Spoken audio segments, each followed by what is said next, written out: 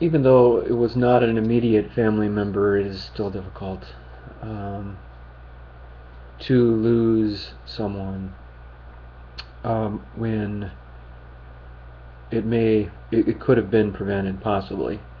Um, my I just found out that my cousin, who was about a few years older than me, took his own life, and he was a schizophrenic. He was diagnosed with mental illness, I believe, in his 20s. Um, and it's a sad time for the whole family. Certainly a sad time. Um, Dana had had trouble with run-ins with the law and drug abuse, and apparently, according to my father, he had been, there have been several attempts at giving him the medication he needs to fight the schizophrenia. And I'm not sure to the extent of whether he had paranoid delusions or more bipolar episodes. It sounds like maybe even just more bipolar episodes of feeling good and then of just feeling extremely down and angry, so that he was never able to level off. And then when he was taking the medication, then the schizophrenia itself did not enable him to continue taking the medication. So it was a catch-22. And do you monitor him 24 hours a day and make sure he's taking his medicine, or do you let him be responsible for what? I mean, and he may have been institutionalized. I don't know. My father is going to release more information on that, but probably. And I am intensely interested in it, and I guess the first thought is that thank God that our family does not have that mental illness in it. That we are, obviously stressed under certain circumstances with the loss of my mother-in-law recently, and Ryan's up and downs as a teenager, but it's nothing close to mental illness. So that I told my wife last night that we should feel lucky that we have what we have. Very, very lucky.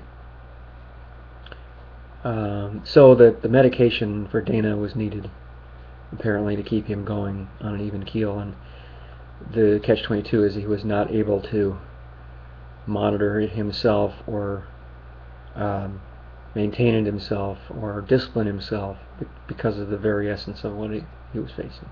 So very, very tough stuff. Apparently he went into the desert with a box cutter and didn't come back alive. And for somebody to be feeling this extreme pain, not knowing what to do with it, and really at the point of rejecting all other help, and it must just be such a lonely place. And was there anything that could have been done? And these are the killer questions. You can't obsess with these questions, but it may help as a point of learning about the future. Could there have been anything that could have prevented? Apparently, my father had several phone conversations with Dana too over the last few years, and which may have reinforced in my father's mind that nothing can be done. That it needs to be, if he was a spiritual man, put to the Lord. You just say, there's nothing else. God protect him. And if I were a spiritual man, I'd say, I sincerely hope that God was with him in the desert. It's just an awful image that you get of somebody taking their own life with a box cutter in the desert. Just awful stuff. So it's just tragic. And schizophrenia, whether it's manifesting itself in delusions or bipolar issues, or combination thereof, it's got to be awfully complex. And apparently my other cousin had been his caretaker and tried to protect him from the world, and it was just, we couldn't protect him from the world. It was too cruel in his, the world was too cruel, I think, in his estimation, that he couldn't go on. So that's the catch-22. If somebody could have saved them, by no means, if my father's watching this now, by no means do I mean to say that you could have prevented it, and gosh darn it, you're a psychiatrist and all that stuff. No, I'm not saying that at all. We do what's humanly possible for people, and we live our own lives, and there is that line we have to walk. We have to walk that fine line. And it sounds like there were numerous efforts to help Dana with his problems. So where do we go from here? Well, the way that I guess that I have tried to deal with it, I've even started writing a song about. It's called "Dear Cousin, Dear Cousin, Dear Cousin, What Happened?" That kind of thing. And, and my intention is not to get too verbose or over emotional about it, but song is a good way to try to understand what's going on. Number two, I've taken a look at some things spiritually, and trying to again reflect what I really believe. Would a loving God allow Dana to go in a desert and do that? I don't think so. I don't think there is a God, really. It's a conception that we have that helps us. Whatever mindset we have helps us, but I just don't know anymore, sometimes. But this certainly is not plunging me into any kind of depression. I'm much too stable for that. But I fear for, there is the suicide contagion issue, that where maybe my father was hesitant to tell us because he was afraid of telling us might, I don't know. There seems to be some control going on, over information, but that's okay. Did I volunteer to call him? Did I volunteer to talk to Robin? No, not really. So just leave well enough alone, really. But it just leaves me mystified of what happened, kind of. Studying the goals of the National Alliance on Mental Illness, NAMI, and it really is. In this society, we have this still a terrible stereotype view of mental illness.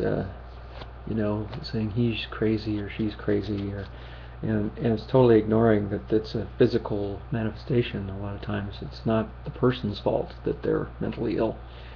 So, I've been reading the promise of National Alliance on Mental Illness, giving me some promise today, giving me some hope. NAMI promises to build better lives for millions of Americans affected by mental illness. Because mental illness impacts the lives of at least 1 in 4 adults and 1 in 10 children, or 60 million Americans, NAMI will work every day to save every life. Thousands of members and supporters are the face and voice of the NAMI movement. Families, individuals, friends, and businesses who come together to celebrate mental illness recovery, to honor those who have lost their lives to mental illness, and to combat stigma, promote awareness, and advocate for others. NAMI stays focused on educating America about mental illness. NAMI is the foundation for hundreds of NAMI state organizations, NAMI affiliates, and volunteer leaders who work in local communities across the country to raise awareness and provide essential and free education, advocacy, and support group programs for people living with mental illness and their loved ones. NAMI creates change and works tirelessly to advocate for an American healthcare system that ensures access to treatment to those in need. And you've got to wonder what Romney and Ryan have. What plans do they have for mental illness support? I would think, and again I'm just guessing, that they would be pretty hardcore insensitive to some of the mental illness issues, where Democrats would be more sensitive to that. Just a guess. NAMI is the largest grassroots mental health organization, and it is a lifesaver to many, offering hope, help, and resources to the millions of people affected by mental illness. NAMI members and leaders are visible and formidable advocates, owning a well-earned reputation for taking on hard battles and winning them, ensuring a national commitment to research as well as services and treatment. So, anything that would further treatment of, like what Dana had, to save lives is, there was a community walk last weekend, and it was that I learned about Dana's death about 24 hours after that walk was completed, and I certainly would have been first in line to walk for mental illness prevention that Saturday morning at Marion College. I would have been there. But then again, there's next year, right? So again, they're looking to the future. NAMI continues to provide education support and advocacy programs and services that benefit individuals and families affected by mental illness and communities across the country. So not only are individuals affected, but there certainly are families. So it's not just simple where we can just put it in one category and say, there you are. Okay, you're just in this little box here. So no, again, I want to emphasize this because it may be read by my father this way. Is in no way blaming, or I'm just wondering what was happening, and maybe when my father decides to share phone calls with Dana, maybe it'll be more clear. So anyway, I knew Dana as a teen. And when I was about 10, and he visited our house after his father actually committed suicide as well. And he came to live with us, and I didn't know at the time what happened until I learned later, but it turns out that Dana probably had some of the same genetics his father did. And maybe that's oversimplifying, but there is some evidence that, and I studied it in college, that there is a genetic connection for schizophrenia.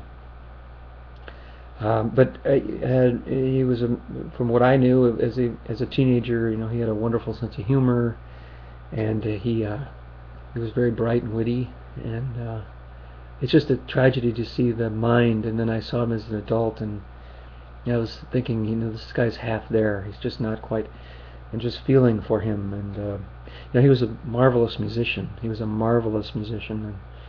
And he had music.